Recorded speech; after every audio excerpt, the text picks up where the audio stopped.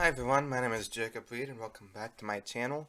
Today I'm going to be talking about volume 23 of My Hero Academia. If you haven't seen my other videos on My Hero Academia, the link to watch those is on the top of the screen. Spoilers everybody, up to and including volume 23, so if you haven't read 23 and you want to buy it, then please use the link in the description, it would help me out a lot. So we start off with Midoriya seeing the man in his visions again, except this time he could see the man in his visions very clearly. So he can't be a vestige or a dream. He's a spirit now. And he finds out that some of his predecessors are alive in a way in One for All. It's like they're still living within the spirit. Something else. I don't know. Like the Avatar state, I guess. He says to use the guy in his vision says that he has to use his angle, but he must be controlling with his heart. So he has to, I don't know, he has to be ambitious and use his angle, but as long as his heart's in the right place, I guess. And Midoriya is stuck in this dream state, and he's only able to awake because of Shincho, who kind of mind controls him into waking up. And they're still fighting each other, doing like Shincho's kind of entrance exam thing. And the whole thing reminds me of like this question I had, which was why was Shincho never in the hero calls to begin with? Popo Porvy Bog Boy was in it, and why can't Shincho? It doesn't make any sense. I don't get the standards they have, but whatever. We find out that Monomus powers have doubled since the last time they've met. Star Wars reference. Now he could copy other people's quotes for 10 minutes straight instead of 5 minutes, and he's been upping his limitations on how he could use their quirks. So thankfully, Class A won the battle training exercise to nobody's surprise, and we get more character development of Uraraka, and we find out that, I don't know, it's just kind of reckless, and that she could risk it all and jump in without thinking about things, because she really doesn't want to let her friends down, which is good, but like at the same time it's reckless. So maybe she should strategize more, I guess. Um, Eraserhead thinks that Shinjo needs to learn how to be less selfish, but Midoriya disagrees with this because he thinks that Shinjo did help them a lot. So Midoriya has a new Dark Quirk, which is I guess is an extension to his normal powers, and it comes from a mysterious predecessor who I'm hoping we learn more about in the next couple volumes. I mean, I'm sure we will. This manga does a very good job at setting things up and answering questions later. Eri is learning to help control her powers. Kind of parallels Midoriya because he also has these dangerous powers, but they gotta learn how to use them to help people instead of be violent. And then on the villain side, we meet Lykia, the president of Detonant Company, and he's a real big fan of Destro.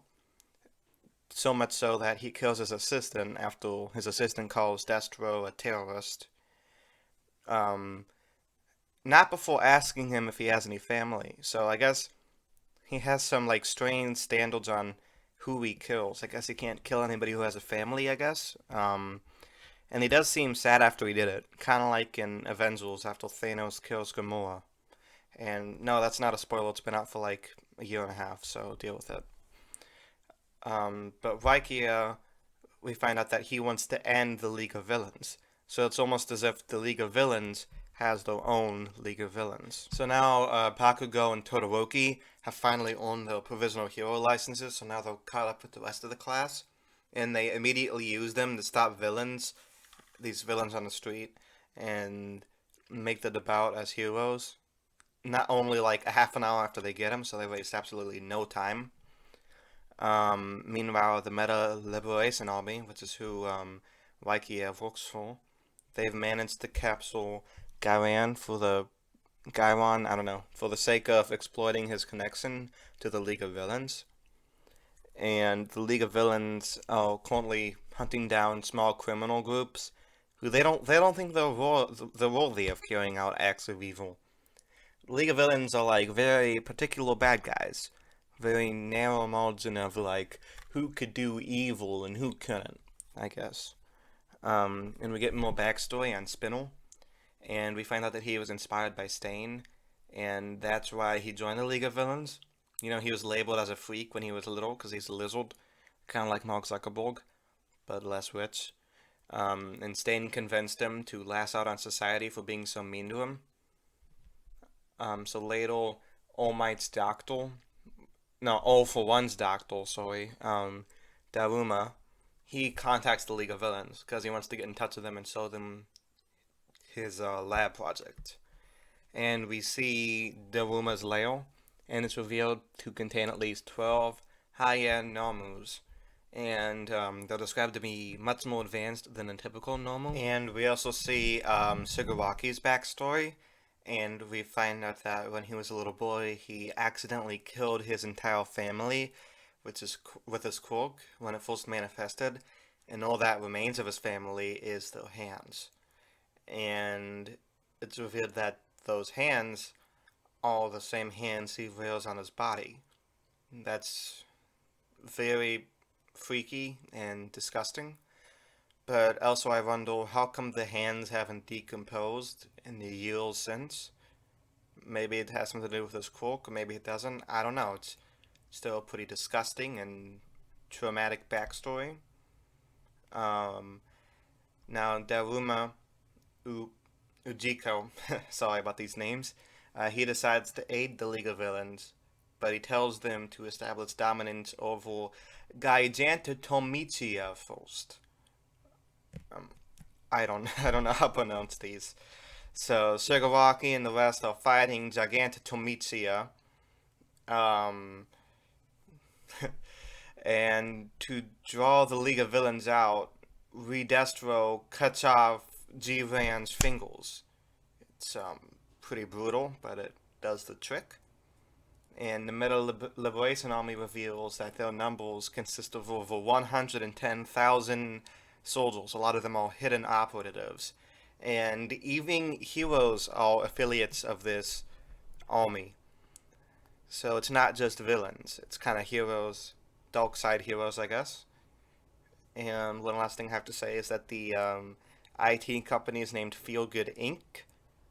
Wondering if that's a reference to the Gorillaz, because they have a song called Feelgood Inc. A very popular song, so many of you know it. I'm just gonna say it's a reference. So yeah, that's pretty much all I have to say about Volume 23 of My Hero Academia. Once again, if you want to buy it, links down in the description.